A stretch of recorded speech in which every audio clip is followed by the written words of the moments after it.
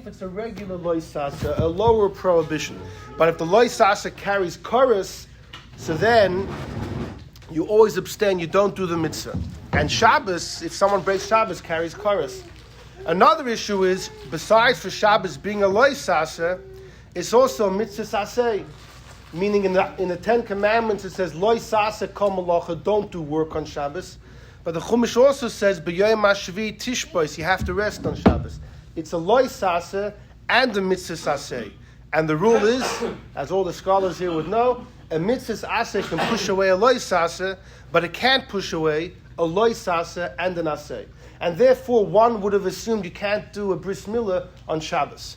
That's until you learn today's Chumash. The pasuk of Uvayoyim Hashmini, on the 8th day, do the bris, teaches me that no matter what, even on Shabbos, you got to do the bris. Only if it's a natural birth. Okay. No? Natural? No? Yeah, if it's cesarean, you don't do it. If a kid was born on Shabbos, if the kid was born on Shabbos, right? The brit's supposed to be next Shabbos. Correct? Yeah, that's what we're saying. If it's cesarean, you don't do it on Shabbos. No, if I'm wrong, you can correct me. No, I believe that's right. So here's the deal, though. One of the oldest questions in the book, which is asked by Tosfos in the beginning of Masechta Megillah, is if Rosh Hashanah falls out on Shabbos, you don't blow shofar. Why not? So the Gemara says, Rabbah says, the Chacham were afraid you may carry the shofar to a rabbi on Shabbos with certain halachic questions, and due to the fear that Shabbos may be broken, so you shouldn't, you should avoid the mitzvah completely. No more shofar. So too, Sukkot falls on Shabbos, you don't bench lulav and esrog. You may carry it, you may break Shabbos. If Purim would fall on Shabbos, which in Yerushalayim it can, in walled cities it can, if Purim falls on Friday, then their Purim is the next day on Shabbos. You don't lay in Megillah on Shabbos because you may carry the Megillah, you may carry something to the rabbi with questions. In fact, this year, Pesach's on a Shabbos, is also an old question. Why do we do a Seder if Pesach falls on Shabbos? Maybe you'll carry the matzah, you'll carry the mar, you'll carry your becher. You're not sure if the becher is the right size. You're not sure how much matzah you have to eat. One guy says this amount, one guy says this amount. All types of questions. For some reason on Pesach, we're not afraid. And the Seder is as is. And the Rishonim don't ask about Pesach. The Rebbe has a sikha about it, but the Rishonim don't ask about Pesach, but they do ask about Milah. If you're doing a bris milah on Shabbos, there's lots of questions that can come up. Let's say the moyel's not sure if the baby's still a bit yellow. He has many questions can come up during a bris milah. Why aren't we afraid he'll carry the baby to the rabbi? And you're not allowed to. When we say that milah pushes away Shabbos, it's only the actual cutting. But any preparatory actions, like questions you have to the rabbi, or if you realize, I don't have the knife, you have to go get it, that you can't carry the knife on Shabbos. That's called hechsher milah. That's a preparatory stage. That does not warrant violation of Shabbos. Masha enkein, the actual cutting itself. So why aren't we afraid that you might realize, the moil might have a shaila, is the knife sharp enough? Maybe the baby doesn't look well enough. Why aren't we concerned by bris milah? This is what Tosfos asks in Masechta Megillah. Tosfos gives two answers. One of them is, not everybody does bris milah. Bris milah is not practice time. It's not training time. Only experts do bris milahs. Now, an expert may taka have a shaila. Everybody has shailas here and there. But someone who's a baki in bris milah most probably won't forget that it's Shabbos. And he won't come to carry. In contrast to the other mitzvahs, laying Megillah, anyone could lay Megillah. So to blow shofar, and definitely shaking lulav, everyone has to on their own. So there's a concern. But by bris milah, you're dealing with professionals. That's one answer. The other answer, says Tosfos, is that bris milah is a very serious mitzvah. It's a mitzvah aseh that carries chorus. It carries usually a mitzvah saseh. If you don't do it, there's no prescribed punishment in the Torah. Even a regular mitzvah loy saseh only carries malchus, lashes. But there are two mitzvah asehs that carry chorus if you don't do them, which is not breaking the korban Pesach and also not having a bris milah. Very serious. But the truth is that itself wouldn't cut it. But Tosfos says it's more than that. In Parshas Lech Lecha, the Eibishter says the word bris 13 times concerning the bris milah. It's a very serious covenant with the Eibishter. It says 13 times that it's a pact between man and God. Because it's so serious, as Tosfos, Chachamim are not going to push off the mitzvah because of concern you might break Shabbos. And that's different than Shofar, Lulav, and Megillah. Fine. That's how Tosfos answers. This question, though, bothered many Rishonim. The Ritva was one of the Sephardish Rishonim, lived in Spain in the end of the 13th century, beginning of the 14th century. Rabbi Yom Tov Alashvili. So he was one of the great Rishonim. It was towards the end, but he wrote an incredible pirush on Shas. In fact, the Tzemach Tzedek once had to leave Lubavitch. He had to travel to Petersburg for a meeting. And as he was leaving, he realized he didn't have a Ritva with him. He ran back in the house. I need to go with the Ritva. He took one or two copies of the Ritva, put it in his luggage, and then he went. The Ritva gives the following answer. He says, listen, sometimes when you're trying to figure out if the Chacham made a decree or not, you really have to step back and analyze the situation at hand. The actual cutting of the milah is chilul Shabbos outright, like we started off saying. Yet you're allowed to do it. Why? Because the Eibishter said so. Which means the milah, which is 100% outright violation and desecration of Shabbos, it's still a mitzvah to do. So now you're going to come and say, but don't do the bris because there's a concern you may break Shabbos in a different angle which you're not authorized to do. It doesn't sound right. It would just sound very funny. The actual cutting is for sure, it's 100% without a concern. It's most definitely violation of Shabbos. Yet you're allowed and instructed to do it. So it would be almost out of place for the Chacham to say, don't do the bris because we're worried lest you may forget it's Shabbos. You may break Shabbos on a different angle which you're not authorized to do. Well, because of a questionable breaking of Shabbos, you're going to push away the bris. The bris itself is certainly chilul Shabbos, and the Eibishter allowed it. So to say you can't do the bris because you may carry when you're not allowed to, it would just be funny. It would be out of place for them to make such a decree. So we have numerous answers in the Rishonim. But about 400 years ago, there was a very great scholar, Reb David Halevi Segel. He wrote the Taz, the Turei Zav on Shulchan Aruch. He was a Rav in Lemberg, in Lvov, and he was one of the greatest halachas of his time and of all generations.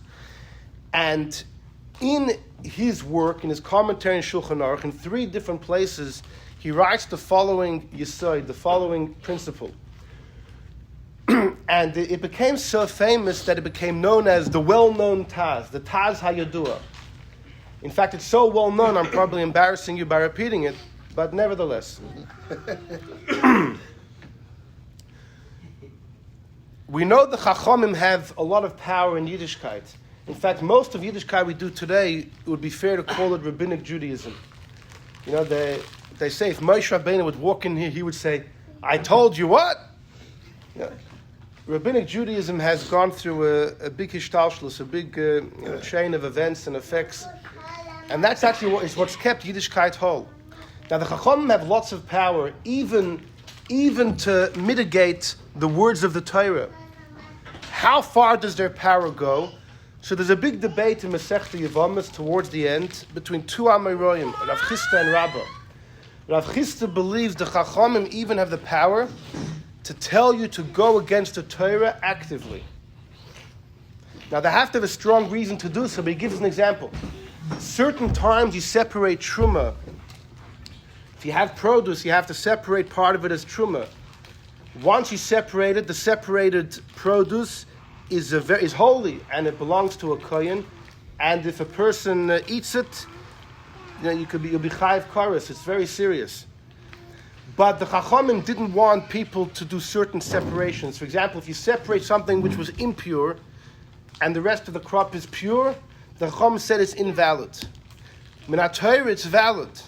The Chacham say it's invalid. Invalid to which point?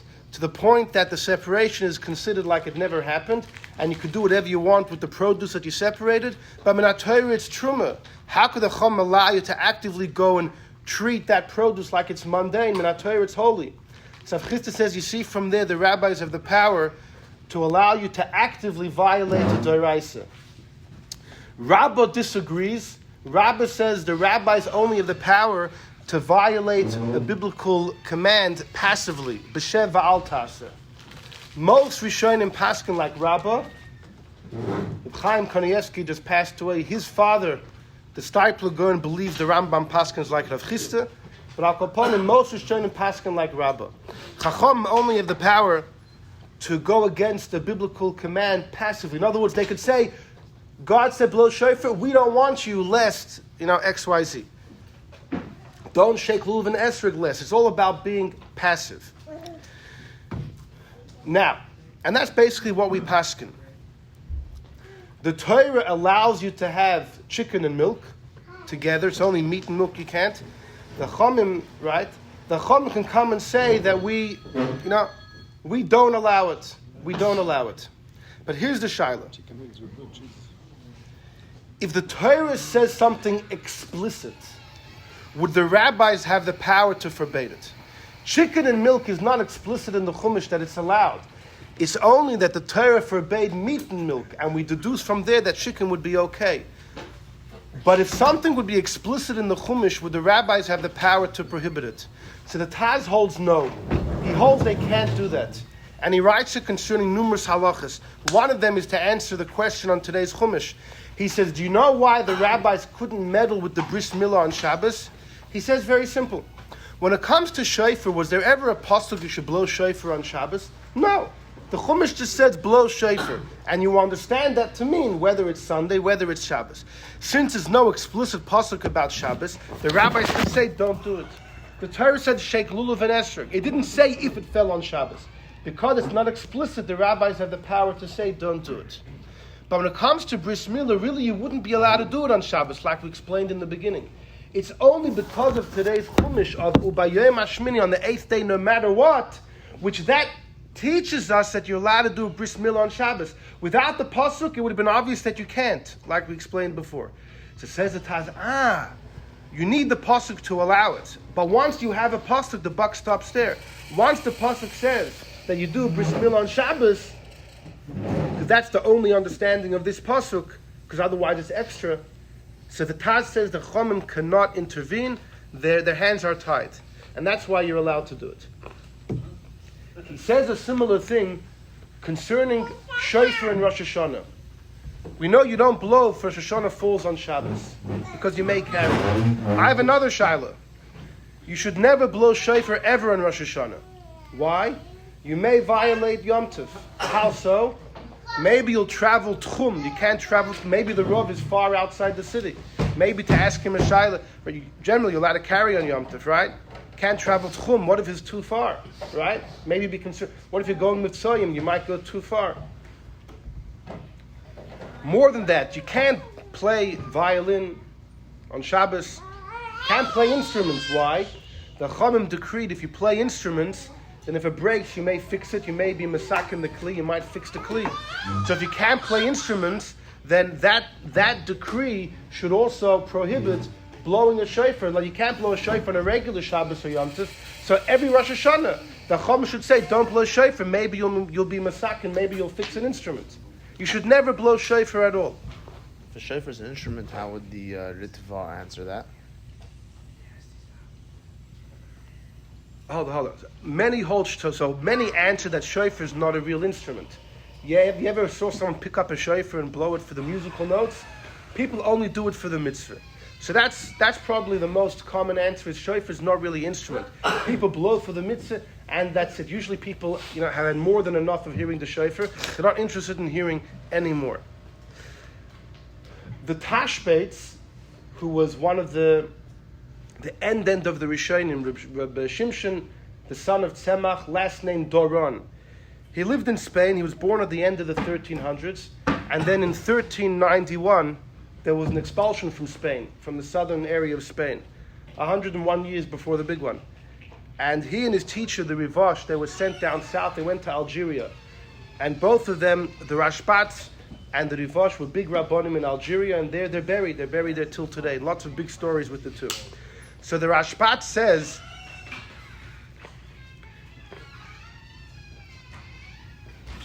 the only time Chacham said don't do the mitzvah saseh is if you may violate a very serious loy saseh. For example, Shabbos. Don't blow shofar on Shabbos, because if you carry, you know what you've just done? You've broken Shabbos, which is a loy saseh which carries chorus. It's very serious. But if it's just a regular Rosh Hashanah, what if you taka walk tchum? What if you taka masak in a klishir? No, if you break Yom Tov, there's no chorus in Yom Tov. It's just a regular loy saseh. In fact, he asks, usually when an aseh and a loy saseh come together, the aseh always trumps. You do the mitzvah saseh, right? It always trumps the loy saseh. So again, how funny it would be, similar to the Ritva's logic before, how funny would it be if we would say, don't blow shofar, because maybe you might break Yom Tov in a way that's unauthorized. Even if you would be if it would be a case when the aseh and loy saseh hit together, you would do the mitzvah saseh. We see generally a mitzvah saseh trumps the loy saseh. So it'd be out of place for the rabbis to say, don't blow shofar, because maybe you might break Yom Tov. Worst comes to worst, it's just a loy saseh. So that's the answer the Tashbetz gives. But the Taz says, no, I'll tell you what my answer is. What about the regular carrying then? How's that Gzeira okay? That's on Shabbos. This is Yom Tov. It's also a loy saseh, no? No, Shpitz has chorus, it carries chorus. But when you're talking about a regular Rosh Hashanah, it's just a regular loy saseh. But the Taz says, you're asking me? The answer is simple. I hold, says the Taz, whenever the Torah says something clearly, the Chacham cannot prohibit. So says the Taz, the Torah says blow shofar Rosh Hashanah, that you can't erase those words from the Bible. Mm-hmm. If you're going to say never blow shofar, they're contradicting a beferish apostle. So that they can't say. But if Rosh Hashanah falls on Shabbos, where the Torah never spoke about that specifically, the rabbis have the power. So this is the general rule that the Taz writes. He writes it in a couple other places. I'll give you another example. Food which minat Torah is prohibited to eat, but permitted for benefit. Most things the Torah forbade are the prohibition is only on the eating, not on the benefit. The question is, once it's permitted for benefit, can you do business with it? Can you buy it with the intent of selling it for a higher price? So the halach is you can't. A yid is not allowed to have a parnasa from selling treifa meat. You're allowed to have benefit. If you happen to have a piece of treifa in your house, you can have benefit. You could even sell it once you have it. But to officially do business, you can't. Many hold it's a biblical prohibition. Most hold this rabbinic. But let's say horses, you're allowed to deal with horses. But if you had horse meat, there would be a prohibition. The simple explanation is that once you're dealing with it all day, you'll come to eat it. When you're dealing with lebedika horses, you don't have that concern. You'll be allowed to deal with horses. But not horse meat. The question is, what about chaylev, forbidden fats? Now, forbidden fats are worse than just treif. If you eat the forbidden fats of a behema, of a cow, or you get chorus. It's a very serious isser. But is permitted for benefits. What about business? The Taz says you're allowed to do business. Why? Why are forbidden fats different than everything else? Because the pasuk in Parshas Tzav, where it says that by chaylev ye'asa l'chol malacha, it can be used for whatever you want. The pasuk says it's allowed. Okay, so the pasuk says, but why can't the chacham come and say you can't do business? The Taz says the same rule, the same old rule. Once the Torah says something explicitly, the rabbis don't have the right to prohibit it. And therefore, since the pasuk says the forbidden fats you could do business, the buck stops there. When it comes to treif, who said you're allowed to do business? Well, the Torah permits it for benefit. So you can deduce from there that maybe you could do business. So there the rabbis can come and prohibit it. Not by chaylev. Or deduce it from chaylev. So that's a good question. Why do we learn from chaylev? But you could ask the other way around. If minat Torah is always mutter, why did it have to say it by chaylev? We know already.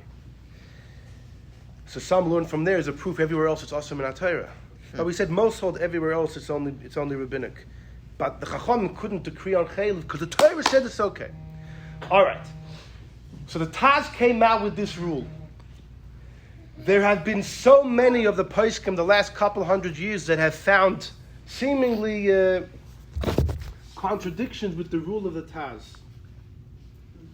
I guess the first one would be the Chabas Yoir. He was a brilliant man in his generation, and is a legend today. He lived in the 1600s in Germany, and he was known for his particular brilliance, and he was one of the first people that came out against the Taz and says he felt that it's not true.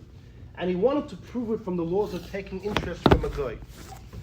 Because the Pasuk says, La Nochri Sashich, which, what does those words mean? So the Gemara in Bab Metzia actually comes to a conclusion. It means you should give a goy interest. It's a positive thing to borrow from a goy and pay him back interest. The Rambam, though, codifies that what it means is you should take interest from a goy. Not pay him interest, but to take from him. And everybody asks on the Rambam, it seems to be against the conclusion of the Gemara. But nevertheless, this is the Rambam's opinion. He writes the mitzvah saseh to take interest from a goy. Now, the Gemara in Bab Metzia, though, says that the Chachamim really forbade taking interest from a goy, unless it's one of two criteria. Either you're a Talmud Chacham, so you won't be influenced by the goy's negative habits, or you need it for Parnasa.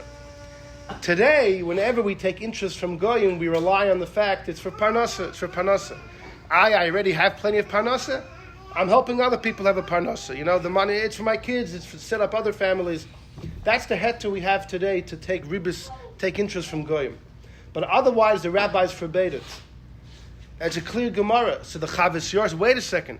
According to the Rambam, it's a clear pasuk. You're allowed to take ribis from a goy, and here you have the rabbis coming and prohibiting it. What do you see from there? The Taz is wrong.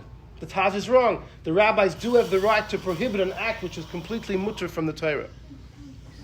This was one of the first kashas that was asked on the Taz. The truth is that the Ravid, who was a big critic of the Rambam in the Rambam's times, he was only a couple of years younger than the Rambam, and the Ravid, he says, whoa, the Rambam holds it's a mitzvah to take interest from a goy. It's not a mitzvah, says the Ravid. It's just permission.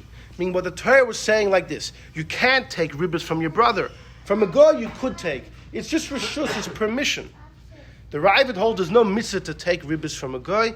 It's just a Torah gives the green light, gives the okay. Says one of the 613. The Rambam says, yeah, 613, yeah, exactly.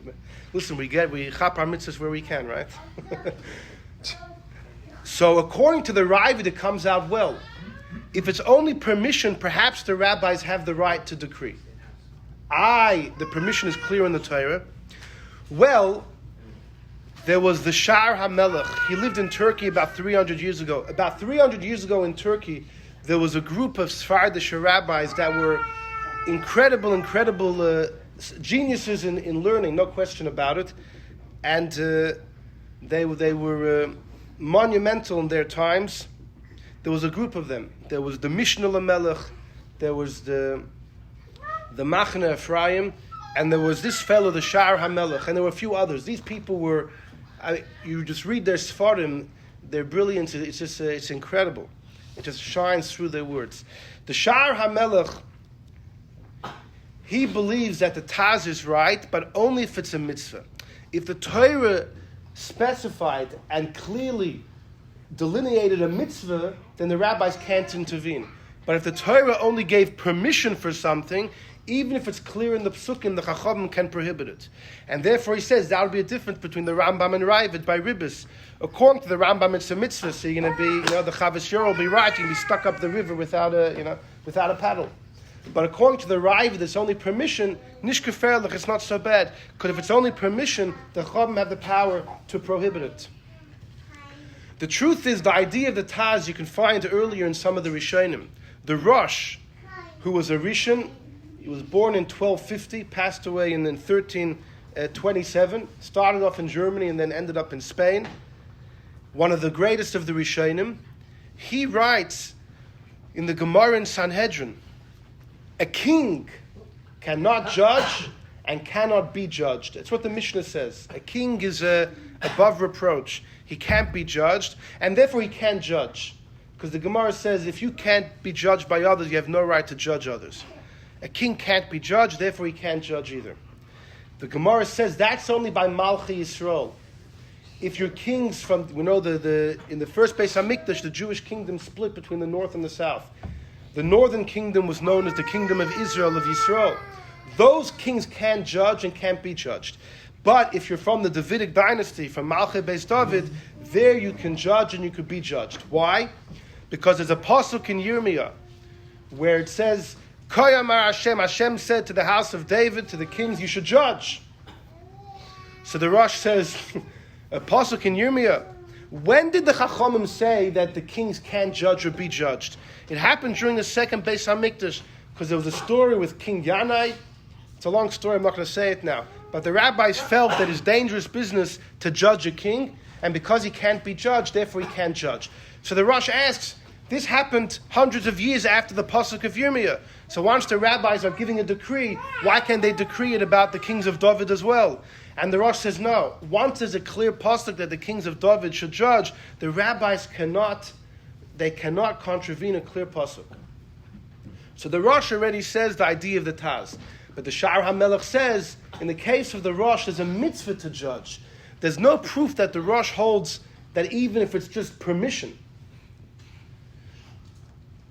So we have that distinction between if it's permission versus a mitzvah. But the Taz himself clearly doesn't hold of it. We said before when it comes to using chayler for business, right? The pasuk never said it's a mitzvah to use chayler for business. The pasuk says you're allowed to. And the Taz says, the buck stops there. Once the pasuk permitted it, befeish, the rabbis cannot go against it. So the Taz definitely disagrees with the Sha'ar HaMelech. The Sha'ar HaMelech concedes to that point. The Taz holds even if it's just permission. So then what are we going to do with ribbis? Either way, the Taz is going to be up the creek without a paddle. Whether he learns like the Rambam or the Ravid, whether it's a mitzvah or permission, he holds the rabbis can't say anything against it. So ribbis is still going to be an issue.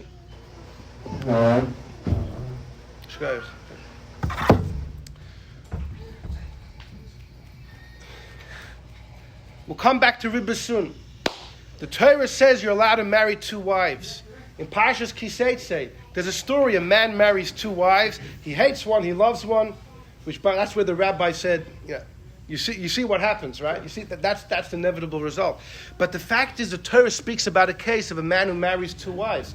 So how could Rabbeinu Gershom 1,000 years ago make a chayrim? You can't marry more than one wife. What right does he have to say that? It's a clear pasuk. That's a good question. So according to the Sha'ar HaMelech, it's simple. The pasuk never said it's a mitzvah, it's just permission. But according to the Taz, we're going to have another issue with this. I'm on my way home.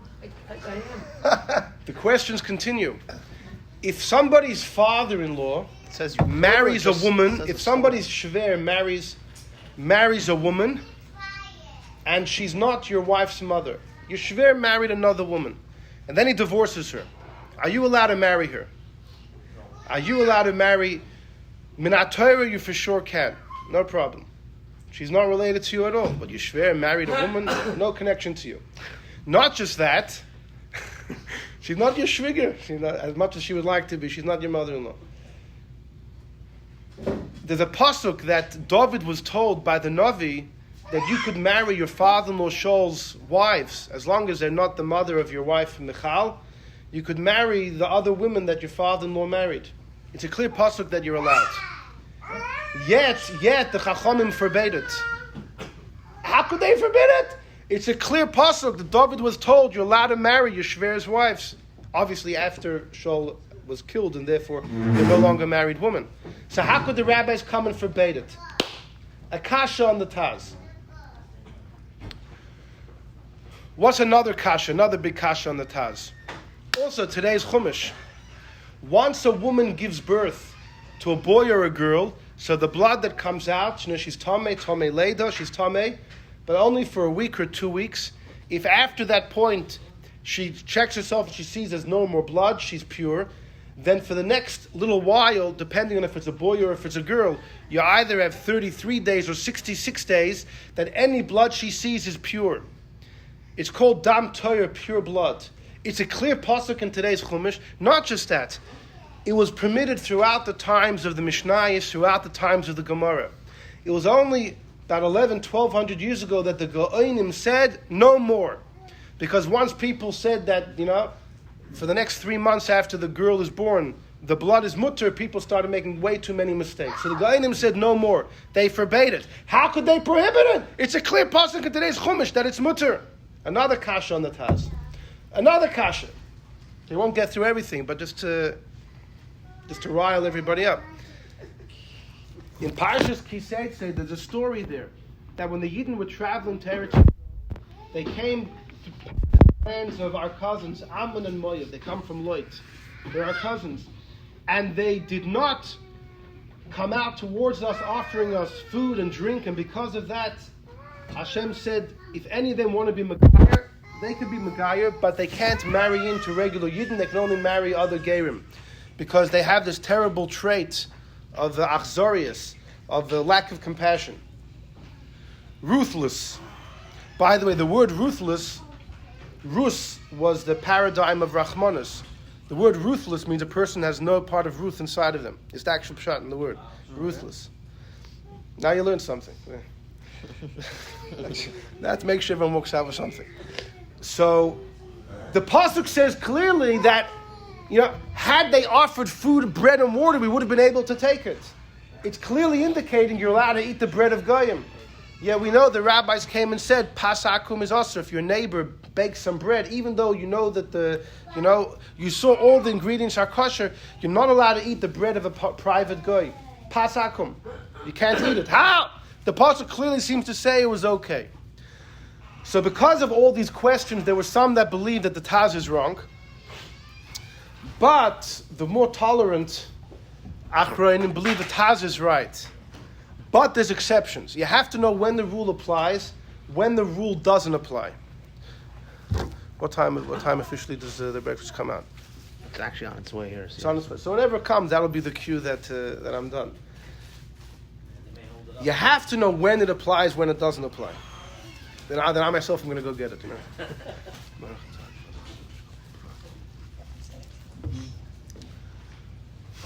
The Chassam Sofer, Reb Moshe Sofer, the rabbi of Pressburg. Today the city is called Bratislava. And he was about 200 years ago, one of the greatest of the greats of his times. He was not a chassid, but he was sympathetic to chassidim. In fact, he grew up in Germany. And his two teachers, giants of the spirit, Reb Pinchas Horowitz, the Baal Haflah, and Reb Nosson Adler, both of them had ties with the Maggid of Mizrich. So you assume indirectly the Chassam Sofer had some chassidus trickle down into him. Although the Chassam Sofer writes in a letter that my teacher, the Baal Haflah, never ever mentioned the Zohar. Even though the Baal Haflah was one of the closest students of the Maggid.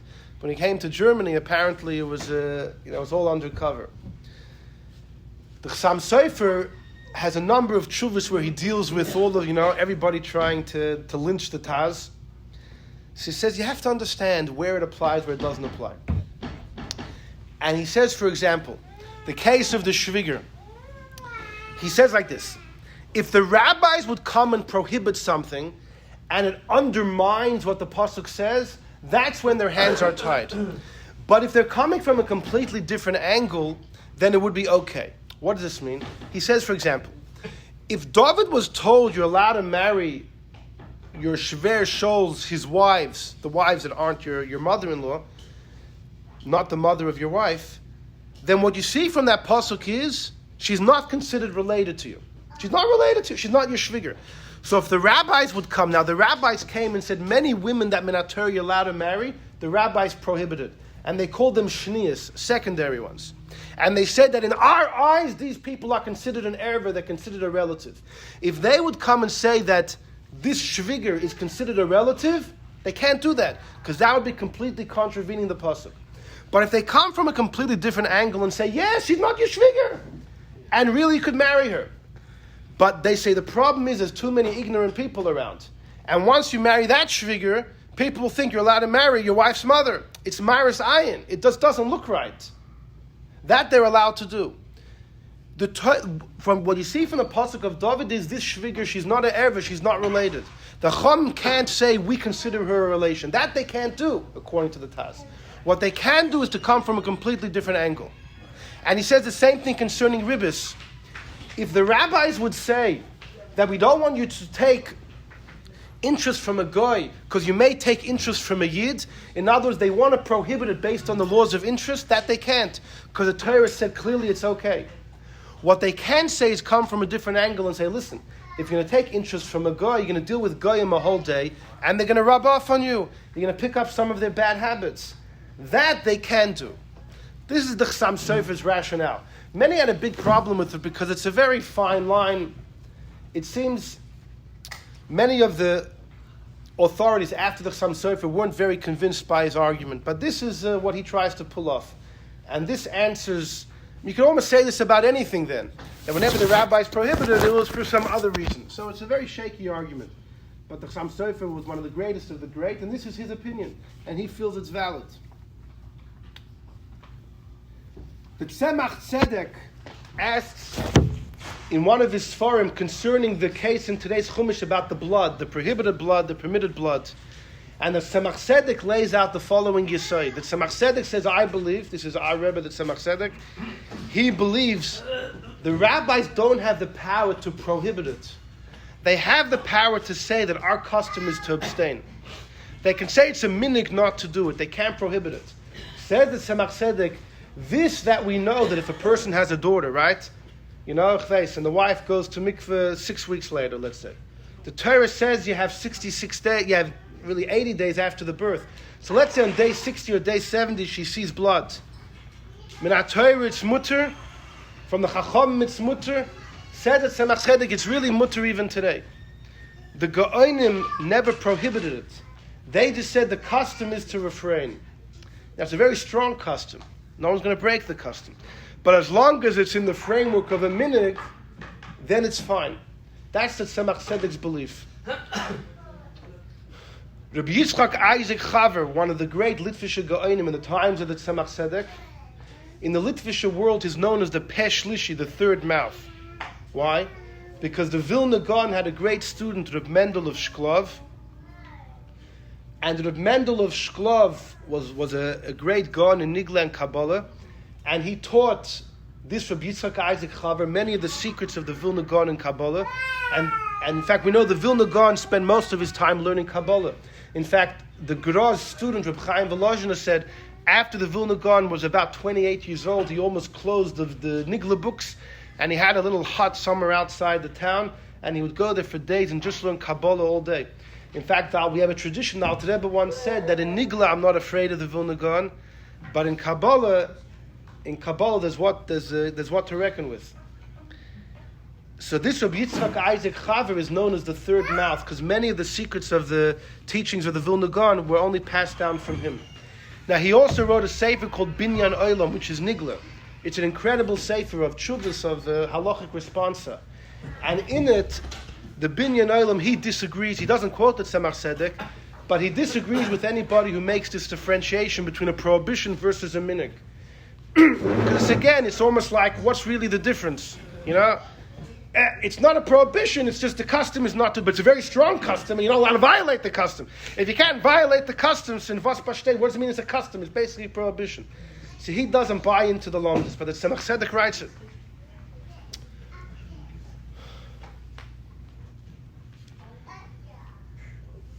Another answer, and I guess we'll finish with this for now.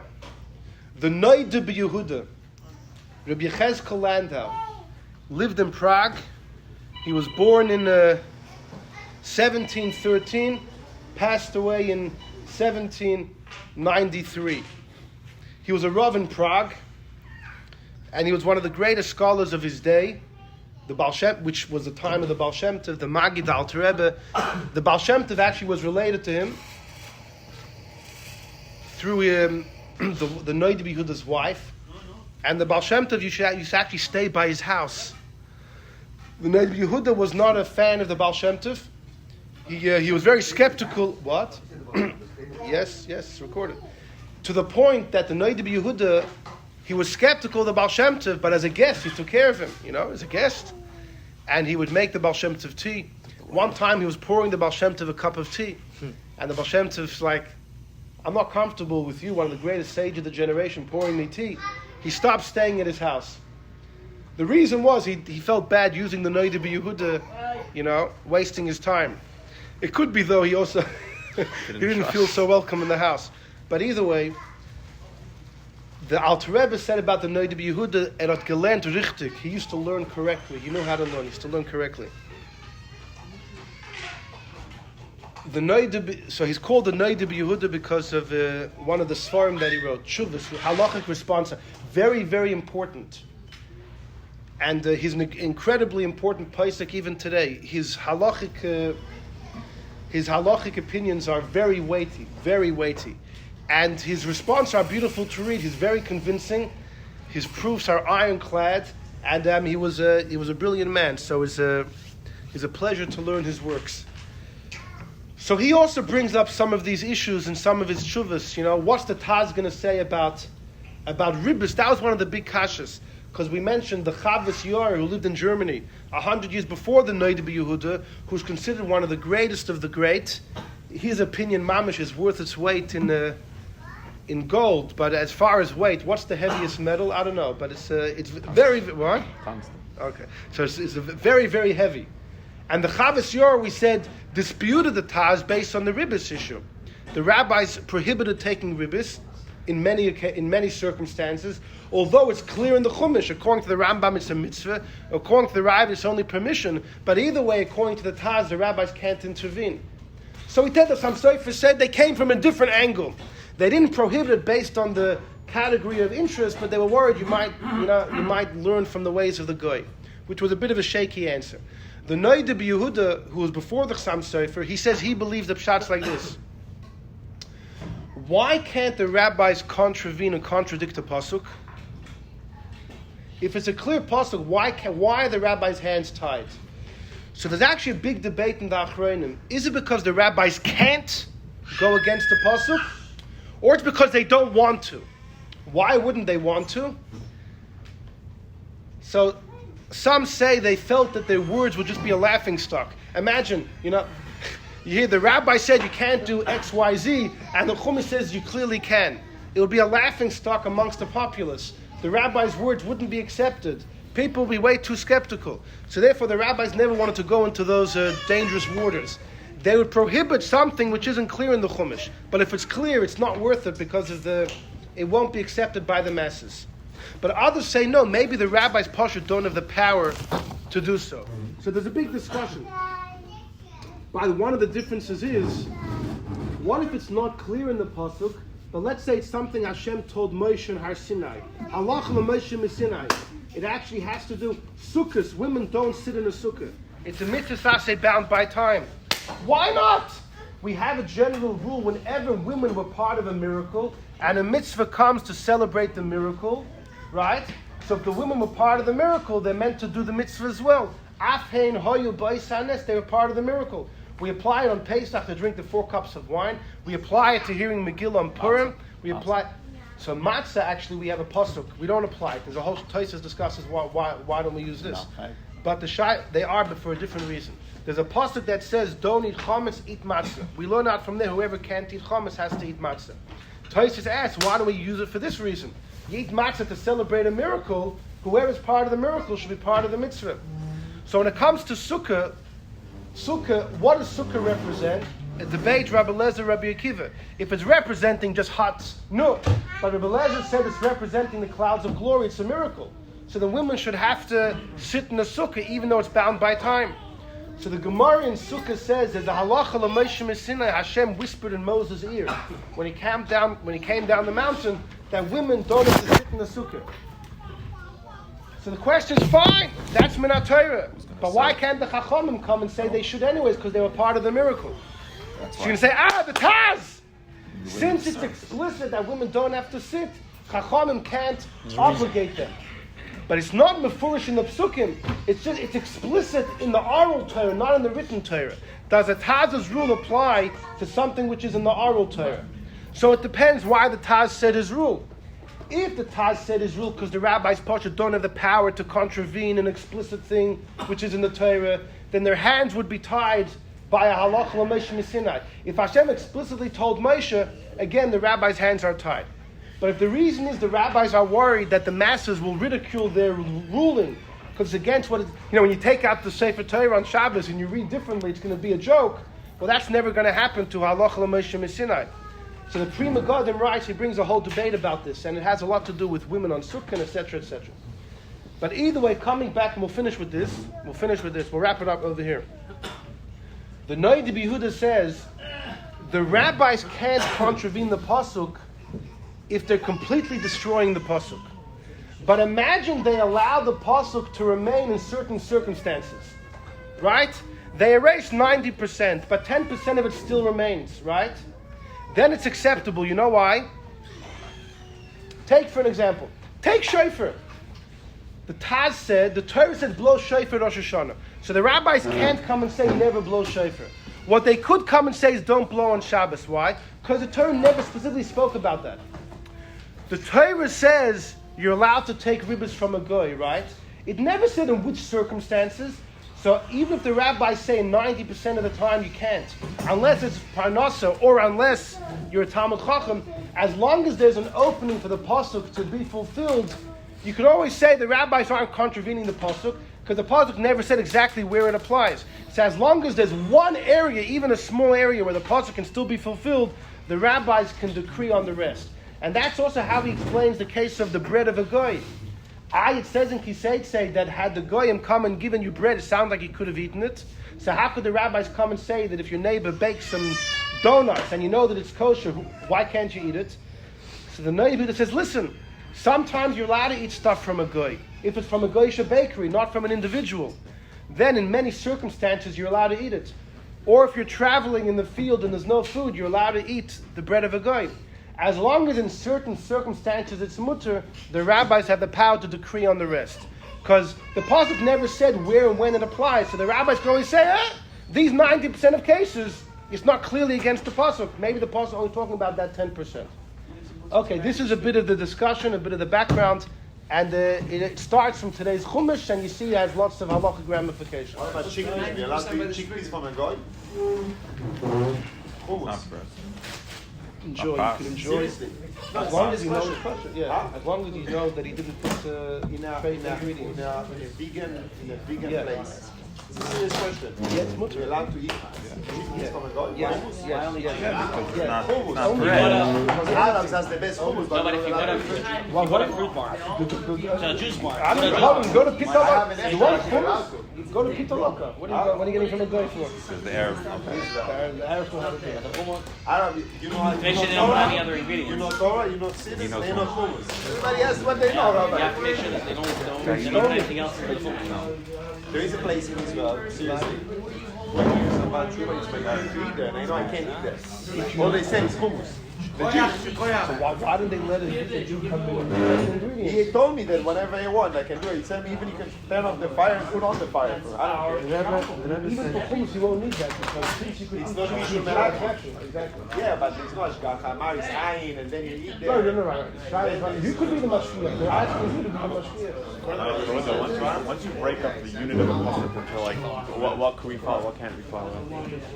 Saying like that's Maybe you want to hear the response also.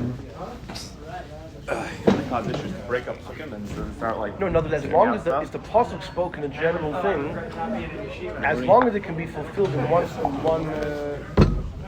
scenario, but not together in a pasuk. Obviously, it's all No. meant to be. Let's say when it comes to ribbis, you're allowed to take ribbis from a guy. The Torah didn't say where and when. So I'll just be very, very What's brief. explicit in the Good pasuk?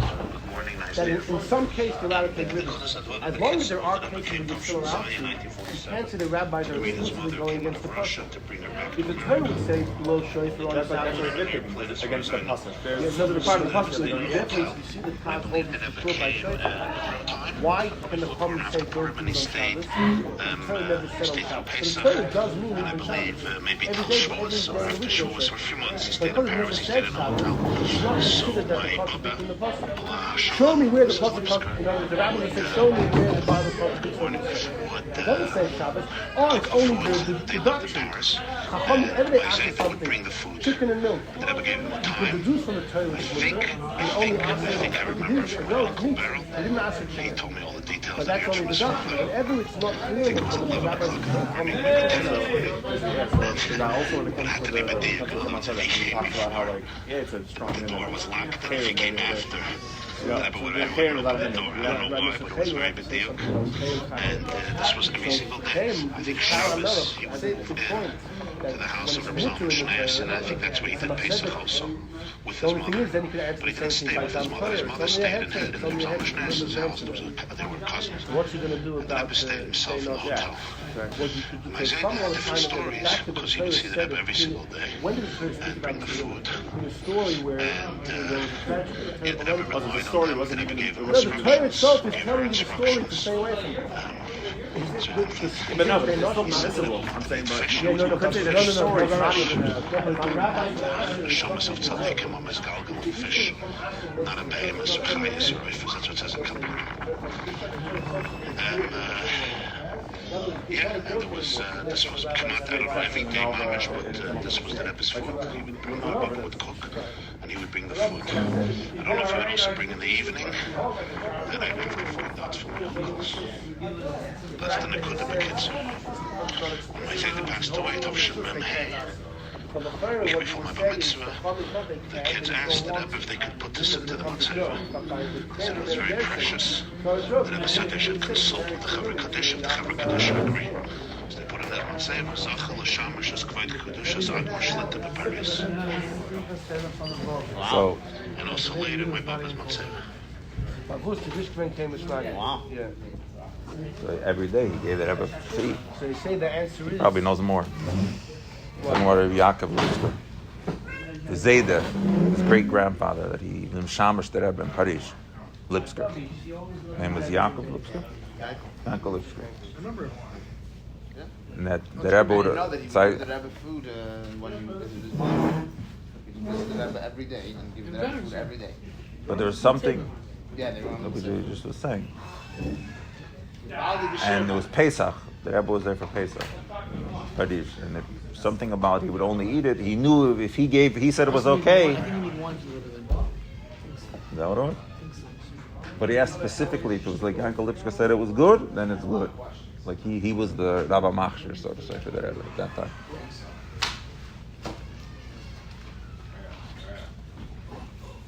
They wanted to pay me, they wanted to take. I said if I would know, I wouldn't have done it. Well, What, for the whole 3 months? So they paid him, but he gave it back as mine.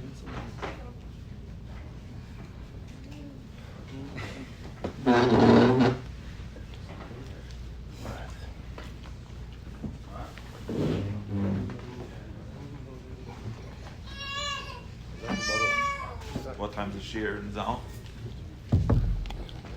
Every day, what time is the shear? 1 o'clock. Always well, 1 to 2 this week. What time? 1 o'clock. 1 o'clock every day.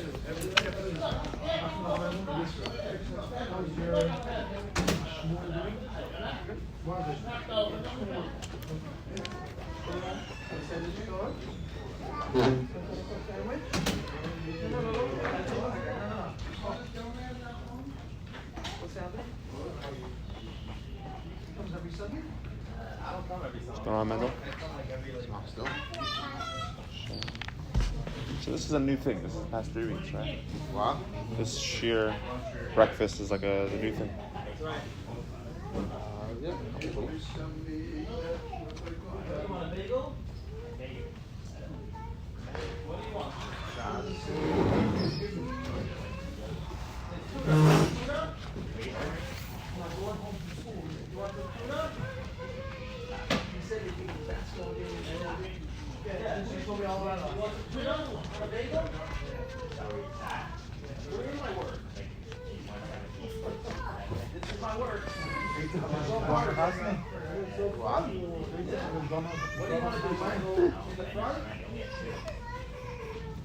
Oh, there's a spider? That's what they're calling it? Oh. No, Lubavitch.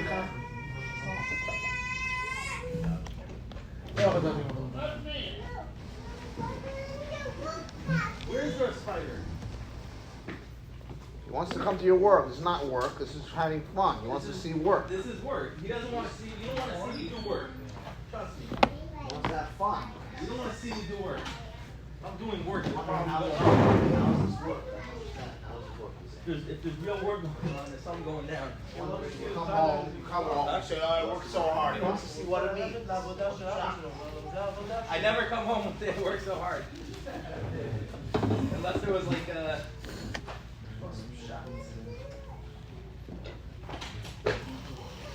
I'm not in the girls' building where it's so busy. No, he just doesn't come up. I'll come down. Yeah, is it time for a nap? Yeah. Is that what you're telling me?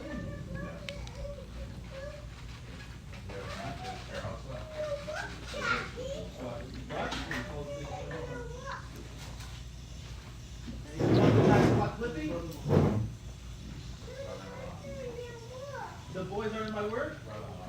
Does the boys go to yeshiva here? Oh, yeah, I heard. Oh, you want to go see the boys? I heard you came. How's it going? Is that what it is? Everything's fine? Nothing broken? Oh.